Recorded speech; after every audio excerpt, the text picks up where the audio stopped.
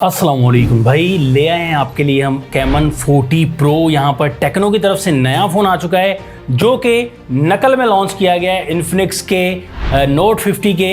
यहाँ पर प्राइसिंग जो रखी गई है वो 8GB 256GB वाले वेरिएंट की यहाँ पर 65,000 रुपये, जो कि नोट 50 के बिल्कुल बराबर रखी गई है। अब ये इन्होंने एक ही जो है वो साइंस लड़ाई है या पाकिस्तानी अवाम को बेवकूफ़ बनाने की कोशिश की है, लेकिन ये हम देखेंगे एंड में वीडियो के, बहुत टोटली ओपिनियन देंगे।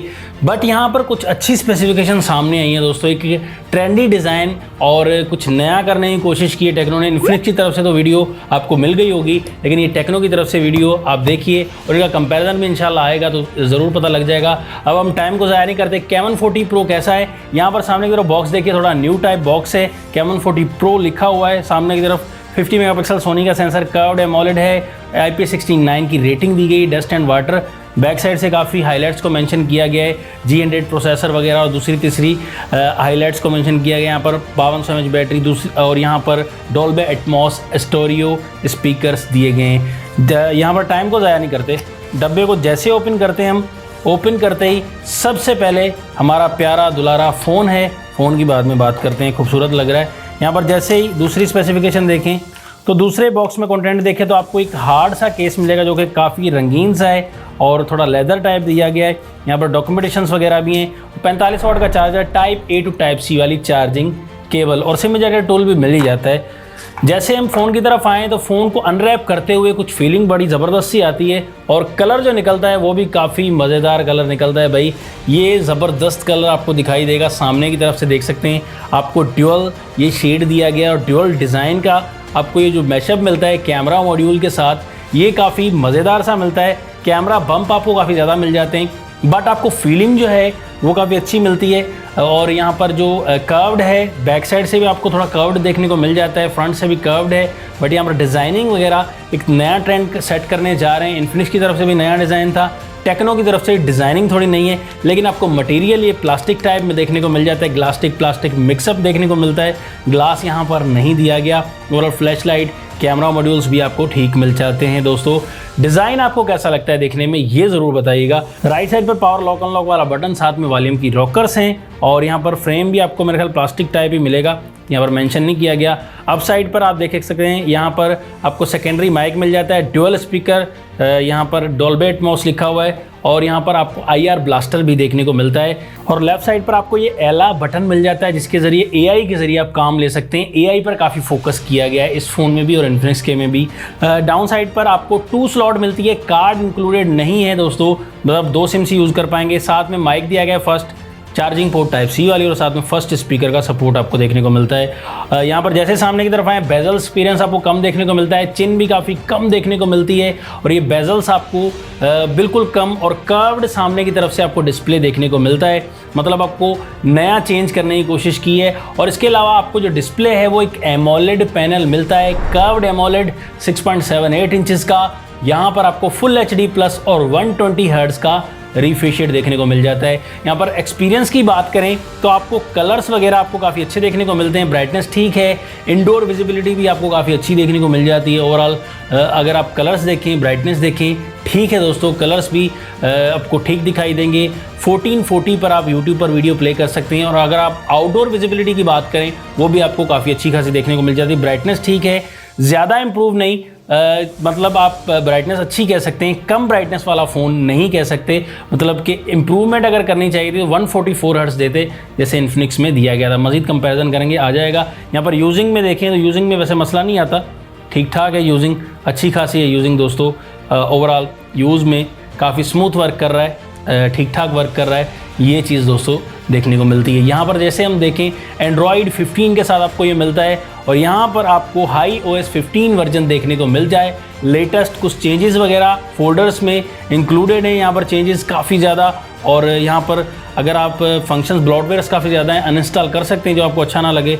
स्वाइप डाउन करें तो आपको फंक्शंस काफ़ी ज़्यादा देखने को मिलते हैं, battery saver, do not disturb mode, screen recording, scanner, wallet, PC connection, eye care, NFC, काफ़ी ज़्यादा मोड्स आपको देखने को मिल जाते हैं। ट्रांसलेट वगैरह भी AI से काफ़ी काम ले सकते हैं, ये भी चीज़ है। ऑलवेज ऑन डिस्प्ले का आपको ऑप्शन देखने को मिल जाता है इस फ़ोन में, और काफ़ी फीचर्स हैं, काफ़ी कुछ चेंज भी कर सकते हैं जो भी आप चेंज करना चाहें। IP69 की रेटिंग है, मतलब कि फ़ोन काफ़ी देर पड़ा रहे पानी में तो आपको कोई खतरा होने की ज़रूरत नहीं है, मतलब कि ठीक ठाक पानी में ये काम करेगा। और इसके अलावा अगर देखें तो इस फ़ोन में जो प्रोसेसर दिया गया है वो इस फ़ोन का दिया गया है MediaTek का Helio G100, जो कि इन्होंने चेंज नहीं किया, वही प्रोसेसर लगाया है दोस्तों। G99 G100 सेम परफॉर्मेंस है, 4 लाख के करीब कुछ बेंचमार्क स्कोर इसके आ जाते हैं। और अगर पबजी प्ले करेंगे आप तो आपको 40 FPS में पबजी प्ले कर सकते हैं, HD में हाई सेटिंग, स्मूथ में, अल्ट्रा में। और पबजी की जो यहाँ पर स्मूथनेस है वो भी आपको ठीक मिलेगी। लेकिन यहाँ पर डिसअपॉइंट किया है दोस्तों 65,000 की प्राइस में। अच्छा प्रोसेसर को डायमेंसिटी का अच्छा प्रोसेसर लगा देते उठा के तो वो भी बेहतर था दोस्तों, 7300 लगा देते, वो भी इससे काफ़ी अच्छी बेटर परफॉर्मेंस कर सकता था। 5G परफॉर्मेंस जो 5G प्रोसेसर होना चाहिए था यहाँ पर, ये चीज़ डिसअपॉइंट थोड़ा करती है, लेकिन थोड़ा कंप्रोमाइज़ करना पड़ेगा डिज़ाइन को देखना है तो। ये चीज़ ये बस, अगर इन्फिनिक्स का फ़ोन होता तो थोड़ा उसमें बेटर क्वालिटी थी, इससे डिज़ाइनिंग के हिसाब से एल्यूमिनियम फ्रेम भी था। और इस फ़ोन में आपको चार्जिंग 45 वॉट की मिलती है सेम टू सेम, और 5200 mAh की बैटरी है जो कि करीब 1 घंटा 55 मिनट या 50 मिनट लगा देगा दोस्तों चार्ज करने में। बैटरी 200 mAh थोड़ी सी ज़्यादा कर दी गई है इसमें। इस फ़ोन में स्क्रीन फिंगरप्रिंट है, मतलब स्क्रीन में ही जादू दिया गया है, ज़्यादा फास्ट नहीं है, मतलब कि आपको ठीक क्वालिटी देखने को मिलती है, एक्सपीरियंस सही है। फेस आईडी का भी ऑप्शन दिया गया है इसमें दोस्तों। अगर कैमरास की बात करें तो यहाँ पर बैक पर आपको 50 मेगापिक्सल का डुअल कैमरा, 3 कैमरा मॉड्यूल्स लगेंगे, लेकिन सिर्फ 2 ही कैमराज हैं, आपको हकीकत बताना चाहूँ। और फ्लैश लाइट भी है। यहाँ पर फ्रंट कैमरा आपको 50 मेगापिक्सल ही देखने को मिलता है। यहाँ पर अगर कैमराज के फीचर्स देख लिए जाएँ तो वो भी आपको कुछ ज़्यादा नहीं लेकिन ठीक देखने को मिल जाते हैं। फ़ोटो मोड, पोर्ट्रेट मोड, ये चीज़ आपको देखने को मिलती है। और इसके अलावा मोर में आपको काफ़ी ऑप्शंस देखने को मिल जाते हैं, sky shop, panorama, pro mode, slow motion वगैरह ये चीज़ें, व्लॉग मोड भी देखने को मिलता है। और वीडियो आप 2K में ही रिकॉर्ड कर सकते हैं, ड्यूअल वीडियो का भी ऑप्शन है यहाँ पर 2K तक, और 60 FPS 1080p में रिकॉर्ड कर पाएंगे, ये ऑप्शंस भी आपको देखने को मिल जाते हैं। यहाँ पर लाइव फोटो लेते हैं तो लाइव फोटो में रिजल्ट देख सकते हैं, आपको नॉर्मल देखने को मिल जाता है। इस फोन के फ्रंट बैक कैमरा से सैंपल्स लिए, कैमराज की क्वालिटी काफ़ी अच्छी है, सोनी का सेंसर लगाया गया है, उस वजह से सैंपल्स मुझे काफ़ी पसंद आए दोस्तों।